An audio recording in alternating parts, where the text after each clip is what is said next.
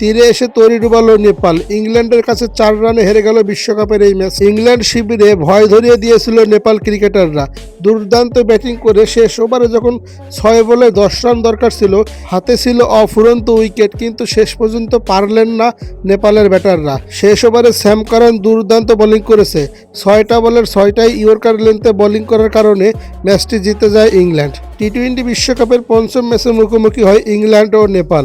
ইংল্যান্ডের ক্যাপ্টেন টসে জিতে প্রথমে ব্যাট করার সিদ্ধান্ত নেয়। ওপেনিংয়ে ব্যাট করতে নামে ফিল সল্ট ও জর্জ বাটলার। নিয়মিত উইকেট যাওয়ার পরেও 184 রান স্কোর বোর্ডে তোলে ইংল্যান্ড। ইংল্যান্ডের ব্যাটাররা তেমন আহামরি কিছু না করতে পারলেও ক্যাপ্টেন হ্যারি ব্রুকস ছিল দুর্দান্ত। অপরদিকে নেপালের বোলারদের প্রশংসা করতেই হবে। ইংল্যান্ডের মতো একটা দলের বিপক্ষে যা বোলিংটা করেছেন তারা, মাস্টার ক্লাস বোলিংটা করেছে নেপালের বোলাররা। ইংল্যান্ডের ব্যাটারদের পুরো দমিয়ে দিয়েছে, বিশেষ করে গ্যালারি থেকে। নেপালের ক্রিকেট সমর্থকরা যেন পুরো গ্যালারি জুড়েই ছিল। 185 রানের লক্ষ্যমাত্রায় ব্যাট করতে নামে নেপাল। ব্যাটিংয়ে নেমে 2 ওপেনার উইকেট হারায়।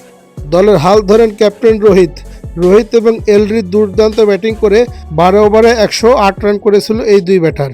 এলরি 43 রানে ফিরে গেলে দলের হাল ধরে লোকেশ এসে দুর্দান্ত ক্রিকেট খেলে। আদিল রশিদের 1 ওভারে 19টি রান নিয়েছে তারা। নেপালের ব্যাটাররা দুর্দান্ত ক্রিকেট খেলেছে। ইংল্যান্ডের মতো একটা দলের সাথে যে ক্রিকেটটা খেলেছে, বিশ্বকাপের প্রথম ম্যাচ তাদের প্রথম ম্যাচেই বাজিমাত করে দিয়েছে। ইংল্যান্ডের মতো একটা দলকে নাকানি চুবানি খাইয়েছে এই দলটি। শেষ ওভারে দরকার ছিল 10 রান, বোলিংয়ে ছিল স্যাম কারান। দুর্দান্ত বোলিং করে নেপালকে হারিয়ে দেয় 4টি রানে।